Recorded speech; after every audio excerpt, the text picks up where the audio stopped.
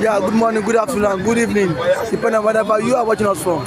It's another edition of Politics on the Streets. You can subscribe to our YouTube channel, like our videos, share, comment for more political discourse. Now, yesterday, the Major General Gowon has finally apologized to the Biafrans, coming out to say he's sorry for what transpired during the civil war, that he was misled by some individuals in which he did not mention their name.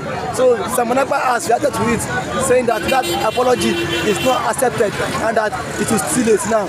I want to hear from your own perspective of you now. Do you think what Simon Ekpa said is right for him not to have accepted that apology from Gowon over killing over 70,000 or 70 million of Biafrans during the civil war? Thank you so much, Mr. David. I can tell you that I'm very, very happy. If I'm on my sleeve, I mean all these t-shirts, I would have torn it into two. Meaning that yes, but this one is a traditional cloth, you know.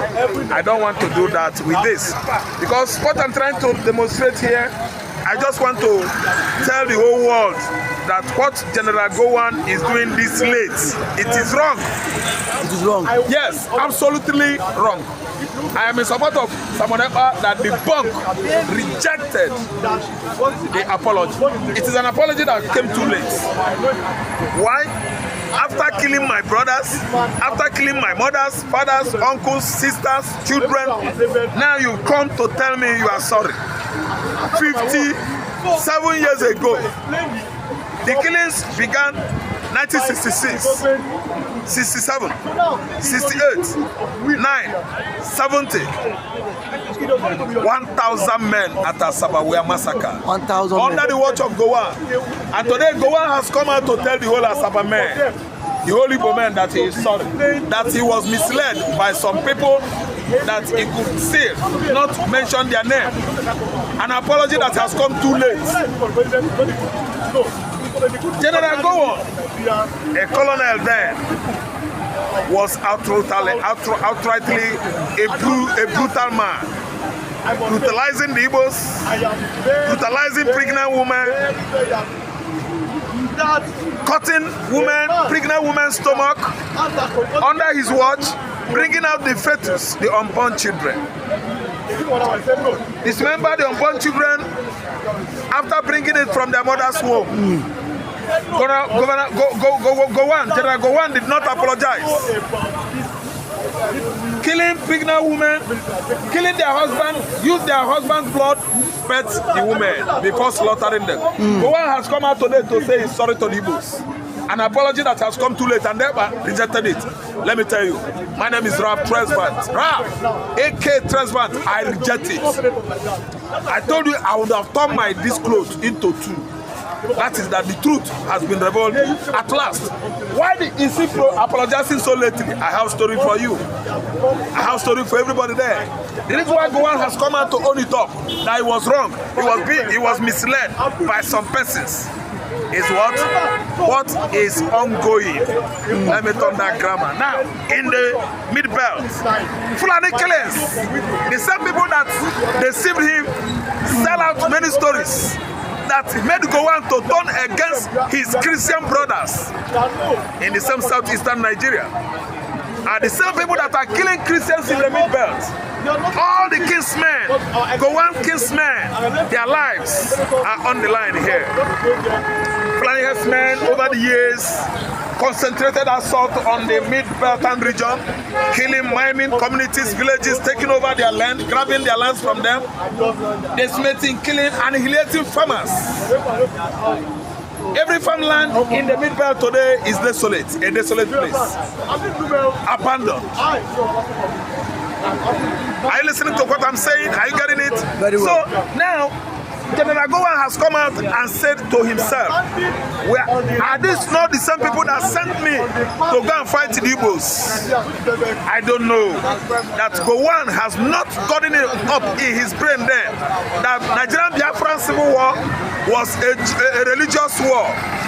religious sentiment, a war that was fight to disallow all the Igbos in the southeastern Nigeria because simply they are from the descendants of Abiamme. Largely 100% Christians, Judaists. That's why they seduce him, they deceive him into fighting Igbo man for no just cause. A Christian turning against fellow Christians, slaughtering them by the day. The British Labour government supplied Nigeria with hardware, military hardware, firearms. You don't know? Follow our analysis now. British government sponsored Nigeria, supplying General Gowon with arms. Over concentration on that business, supplying Gowon with military hardwares, firearms, and it began to look like genocide. From 1966 to 1970, it was a genocide. British Labour government sponsored it. Egyptians, Chadians, Nigerians, that's from Niger, Malians, all those one helped Nigeria as a result of what? Religious bigotry. Because of religion. But what we are talking about now is why did it go on? Why did Britain sponsor killing of the Igbos? Being that Britain is a Christian country, Gowon is a Christian. Marrying a woman from Ebonyi State, Victoria. I'm telling the whole world today, if you don't know that Gowon is a Christian. I'm not saying it for the first, I don't know. If you don't know today that Gowon is married to a woman, Victoria, from Ebonyi State. Oga, your wife is an Igbo woman. You are killing her people. You have the gut, you have the conscience. Nothing touch you, nothing derail you or refrain you from committing that kind of inhumanity of man against his fellow man, irrespective religious what division, religious what relation, religious what synonymousness, familiarity or similarity. Oga, Gowon is a Christian today. He has come to confess to the Igbos. After these years, 59 years, has he bent down before God and said, God, forgive me? I know he must have done that. But today, he has owned it up, telling the Igbos that he's sorry, that he was deceived by same persons. Because the same person that deceived Gowon are the same people that are killing Christians in the Med Belt. Attacking the Christian communities in Plateau State often and often, attacking Christian community in that mid-belt of Niger State often and often, attacking Christian communities in Taraba State, Benue State. That's why Gowon has the audacity, the prerogative, boldness to come out and tell the world that he's sorry. You are telling Igbos you are sorry. Zamonapa rejected it. You think that nnamdikanu will accept it? But Oga, the Igbos are not accepting that apology. It's an apology that has come late. But now, do you think that the commander himself, or Ojukwu himself, cannot rest in peace now that Gowon has finally apologized to him? He's wrong. He made mention of his name. Ojukwu is resting in peace. Ojukwu has never ever been in any awkward situation or in any situation or position in the realm of spirit where he is now. Because Ojukwu, Gowon would have made peace when Ojukwu was alive. Did Gowon come to Ojukwu's funeral? Do you know that Gowon did not come? Gowon did not come. Gowon did not come. Gowon failed to come to visit Ojukwu's burial ceremony. That was too bad of him. Condemned worldwide. And today, Ojukwu is dead. You are telling us that you are sorry. You fought Igbos, you are sorry. Gowon is sorry for his old self. Gowon is suffering from senility. Old age sickness is what is worrying Gowon. The apology is come too late. I'm sending this message across to nnamdikanu, across to all the Biafran lovers all over the world. Gowon's apology is as a result of what is called dotage, senility, sickness as a result of old age. Gowon, I think, is getting to 100 years now. He's in his 90s. That is when he realized that he's getting closer and closer to to his makers. So he want to come and deceive us, or is he trying to deceive God? Trying to apologize after marrying an Igbo woman, Victoria, killing her people, killing his in-laws, slaughtering them, killing unborn children, fetus in their mother's womb, were slaughtered by Gowon regime. Okay, I think at this point we have to in the north, in the mid-belt, in Igbo land. And today Gowon is telling me sorry. I think Gowon is sorry for himself. Thank you for that wonderful submission, Mr. Raphael Ingbechi. Thank you for always coming to this platform. And then you can like our video, share, comment for more political discourse. Good afternoon, good evening. Whenever you are watching us from, it's another idea of politics on the street. You can subscribe to our channel, like our videos, share, comment for more political discourse. Yesterday, Gowon voted for the shocking. He said he does not regret fighting the civil war, and that if given that opportunity, he will do it again, and that Ojukwu is a betrayer, and the Igbo will never have this biafra agitation. That was what he said yesterday in an exclusive interview with the Daily Trust newspaper. How can you react to this? He lost to Nigeria. Gowon lost to Nigeria. That's what he's trying to say. Gowon lost to Middle Belt. Gowon lost to the Fulanis. Gowon lost to the Northerners. The Biafra won the war. You see, if you look at Gowon very well, look at him deeply, you know, you can see that he's being tailored, always tailored to say what he wants to say at any particular time. How did he become the head of state? Was he actually qualified? Gowon that cannot be able to read or write, becoming the military head of state in Nigeria. Is that not a disgrace?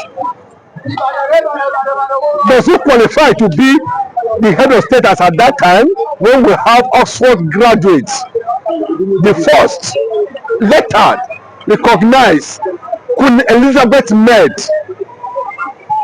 You're not talking of somebody who came from the backyard of the Fulani hegemony and became the head of state in disguise. And you're telling me that he fought for Nigeria. Who did he fight for? After fighting for Nigeria, he went and married a woman from Ebonyi State.